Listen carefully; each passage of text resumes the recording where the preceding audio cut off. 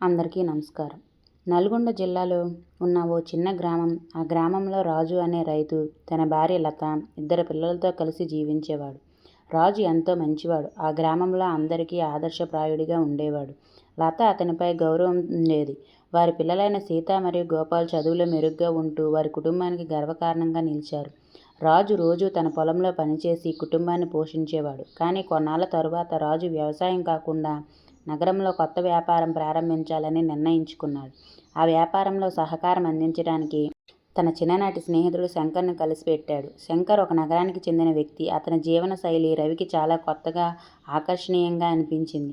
శంకర్ జీవన విధానం రవికి క్రమక్రమంగా ప్రభావితం చేసి వ్యాపారం ప్రారంభించిన తరువాత శంకర్ రవిని పార్టీలు, ఆనంద కార్యక్రమాలకు తీసుకెళ్లేవాడు. అక్కడ అతనికి అనిత అనే మహిళ పరిచయమైంది. అనిత చక్కటి మాటలతో, అందంతో రవిని ఆకర్షించింది. రవి లతను పట్టించుకోకుండా అనిత సమయం గడపడం ప్రారంభించాడు.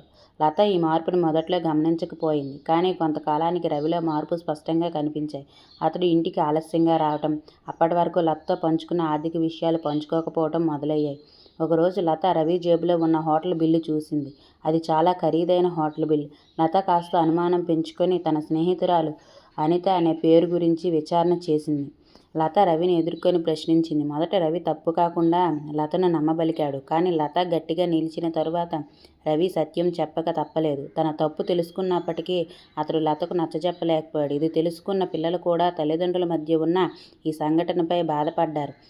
లత ఆత్మవిశ్వాసంతో తన పిల్లల కోసం నిలబడాలని నిశ్చయించుకుంది. ఆమె తనకున్న తక్కువ గోల్డ్ అమ్మి పిల్లల్ని చదివించేందుకు వ్యాపారం ప్రారంభించింది.